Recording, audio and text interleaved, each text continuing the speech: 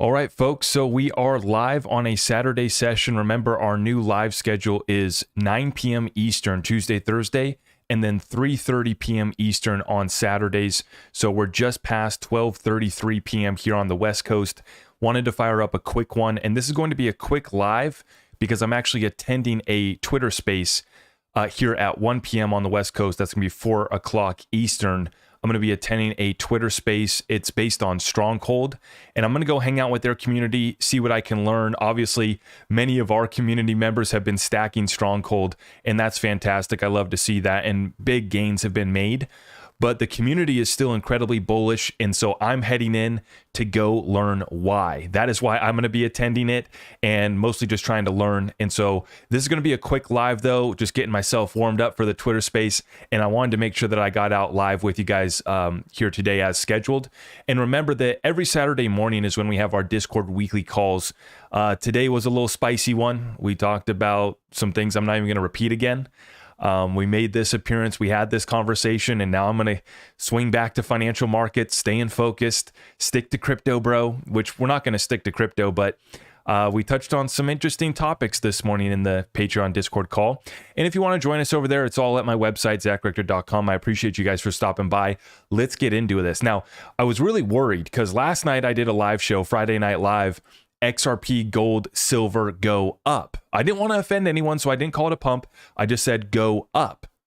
And I was worried that I was going to wake up and they would have already gone down. That didn't happen. We got a little bit of a correction, but then we did actually push back up today for our cryptocurrencies. Take a look at it, folks, right here. So this is Bitcoin at 61,786, chopping sideways, and Ethereum at 3,400, but XRP did pop back up here to 65 cents, and this is where it starts to get exciting. The good news this week is that we had that big liquidation event on Wednesday that liquidated traders going both directions. If we go back to Bitcoin, that was this move right here, where in one 15-minute candle, it went from 64,000 roughly all the way down to 58.5. And so this liquidated shorts, and then it liquidated longs, and then it proceeded back up here, and it's building a base right now above 61,000. Really good to see for Bitcoin. And as long as we can hold this structure, we have some opportunities to consider. And for Bitcoin back up, XRP back up to 65 cents. This is where we start to see some FOMO kick in. There's some big gaps on the chart from a TA perspective on XRP where you gap up. And so you have a 60-cent iron wall. I heard Alex Cobb coin that term, the iron wall 60-cent resistance. We've had these big psychological numbers, right? You get into the 75-cent range, but then up there, your next level is about the 86 to 91 cents. Obviously, $1 is another big stop. So we still have a long ways to go from a TA perspective. But for everyone right now in the cryptocurrency space, please understand that while Bitcoin hovers, stabilizes, builds support, the alts get a play catch up and the alts get a rip. And, people are already trying to hate on XRP, even though just within the last week on Monday, we traded down to 52 cents. And within the week here, we're up 23% just within this last week on XRP. So to say that XRP is not participating in the pump is just forgetting this, disregarding this fact completely. And I wanted to share this one right here because this summarizes where I'm at right now. Folks think that I'm the biggest bear ever. Folks think that I'm just praying for a black swan to occur. No, I'm just concerned. And I thought that Michael Guy had said this perfectly. You can be both bullish and bearish at the same time, depending on the time frame.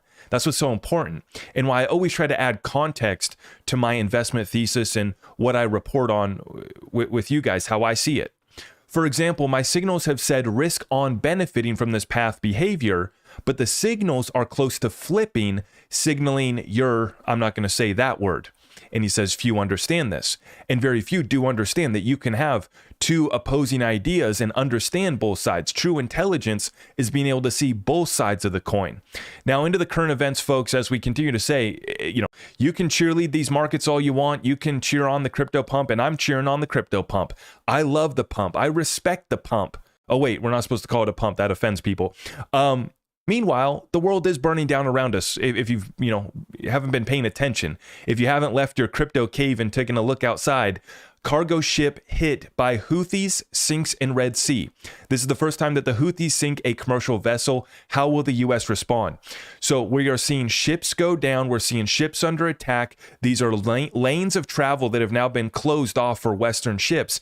And so you're starting to see that this is going to have ripple effects and an impact on our inflation and our supply chain once again. And so the fact that the Fed can't really tame inflation or at least get to their targets, they've been able to cool it off, but they had to kill our economy to do so.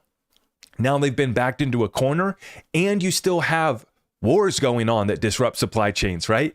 And we just saw another train derailment today. Speaking of the trains, we saw that BNSF, one of the largest train railway companies in the United States, is laying off a bunch of people as well. And I'm going to get into this on a separate video, but this is right where we get into stagflation. This is where demand's falling off, but prices stay high because of supply chain and underlying fundamental issues, i.e. they printed a lot of dollars. And I'll tell you who's cashing out on the money printing and this Ponzi scheme, which is all of the insiders. All of the insiders we're seeing sell off and head to the bunker. Who was it yesterday? Well, that would be CEO and chair of BlackRock, Larry Fink. Insider trading alert. He dumped 30,000 BlackRock shares for a total value of over $25 million. So we're seeing it right now, folks. Zuckerberg selling off.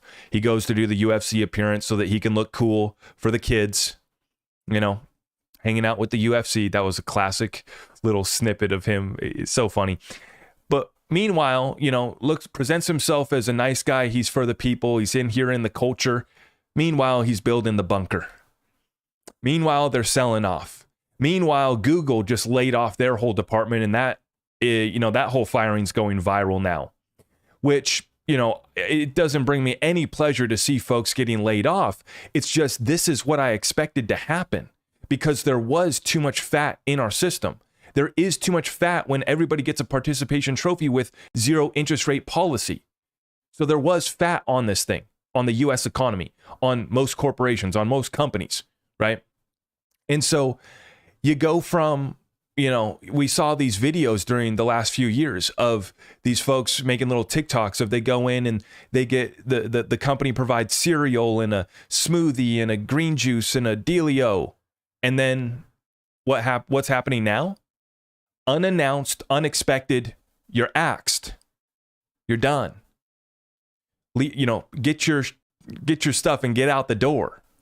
That's what they get. It goes from, hey, look at me getting my free cereal and my green juice, to sacrificed. Brings me no pleasure. It's just, we warned about it. We see it now here. Over 80,000 layoffs. We were watching it.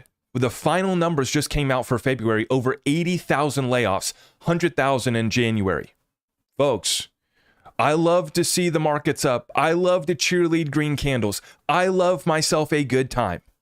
But the world around us is burning down. The economy around us is crumbling. The financial system on the back end is still failing.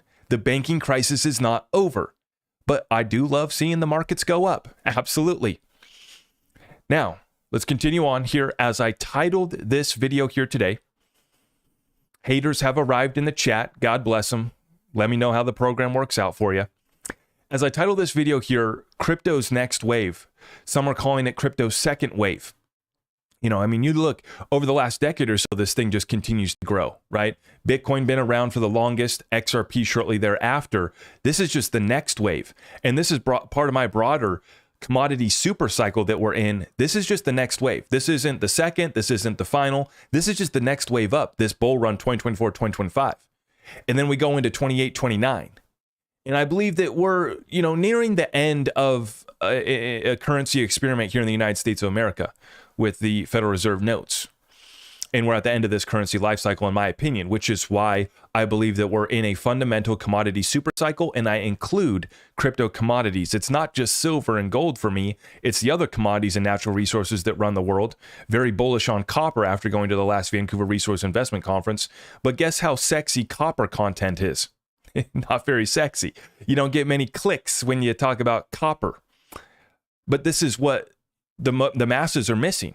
They see equities go up. They forget commodities is actually what runs the world. And especially if we're going to do a Green New Deal. And I include crypto commodities because you have cryptocurrencies like XRP, which can be a bridge currency. That's the complete definition of a currency, transacting value. But then you also get additional utility out of it as well, similar to a commodity. So I believe it's a currency and a commodity. It's definitely not a security. We now know that's the law of the land. So we have that clarity. And now I guess we can debate if it's a currency or a commodity, or we can just say, well, it functions as both. It meets the exact definition of both. Do I need to wait for Congress to tell me and give me official clarity? No. It's not a security. That means it's not an equity. It has to be a currency or a commodity. I don't need to wait for an official declaration. There's already strong rules for transacting currencies, and there's already strong rules for the commodities market as well, and for securities. And we've always said XRP in and of itself was not a security. Now we know, U.S. rule of law. But as I titled it, it's all about utility. This is crypto's second next wave, part of a broader cycle. Who's been building all through this bear market? The prime example of this is Flare.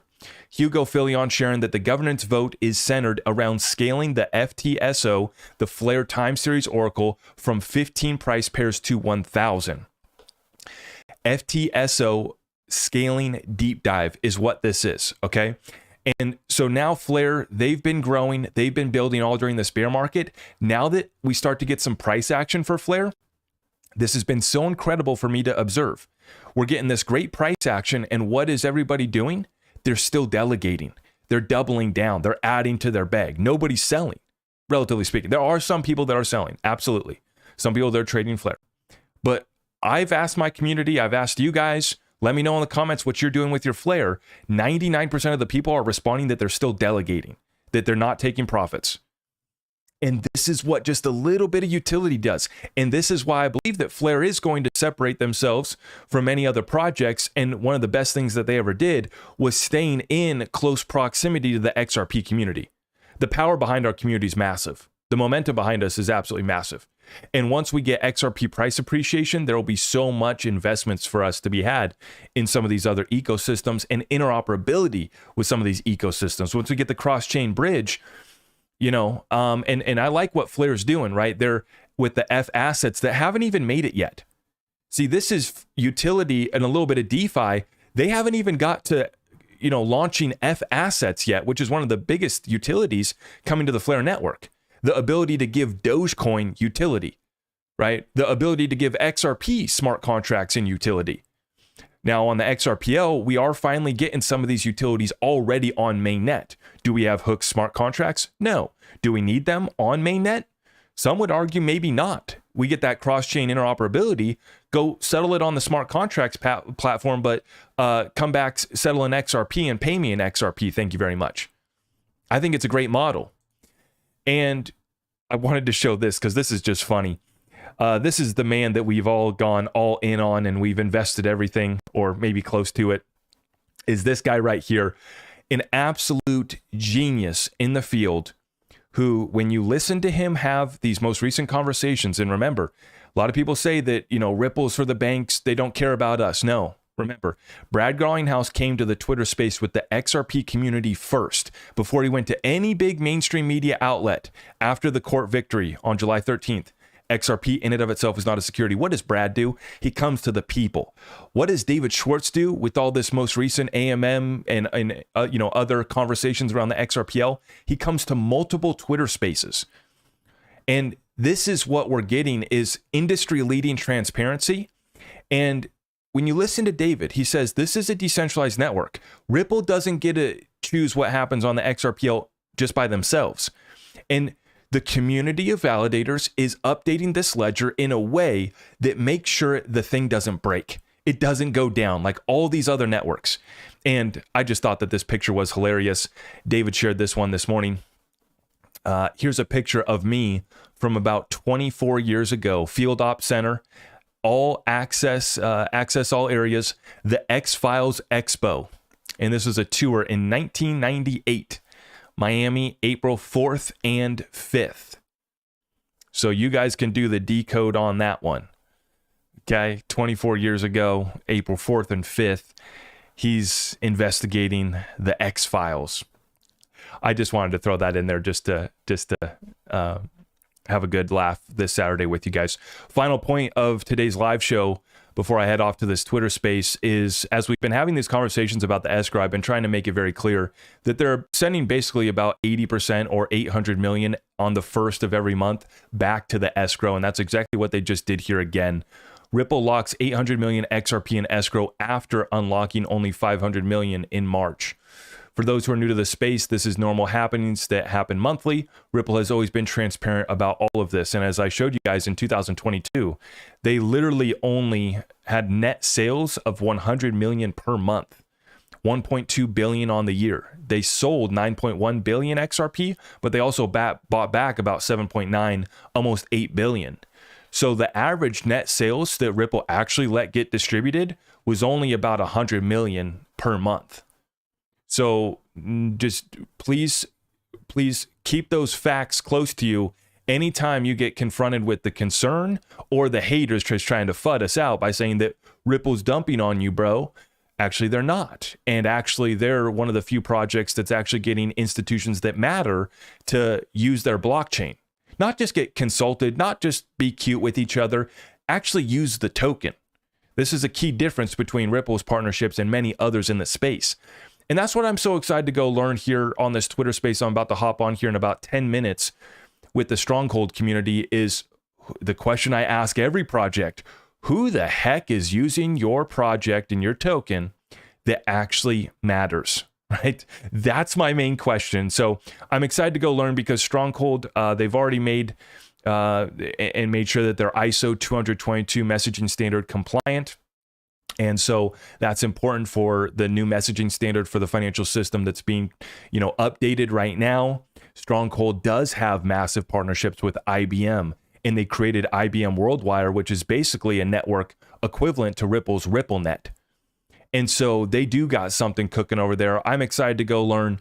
And although this isn't a long live session here on Saturday, I just wanted to come here live and remind everybody that our new live schedule, like I said, is 3:30 Eastern every Saturday, and then Tuesday, Thursday at 9 p.m. Eastern. That's the new live schedule. Tuesday, Thursday, Saturday, and of course, I did a Friday night live, and of course, we did the interview with Lynette Zhang on Wednesday. So we got the content coming. You guys know what to do. I appreciate everybody for stopping by. If you want to join our private community or get any of our community resources, it's at my website, zachrector.com. I appreciate everybody for stopping by, and head on over to my Twitter if you guys want to go participate in this space and listen in. I'll see you over there. God bless you all. Thank you so much.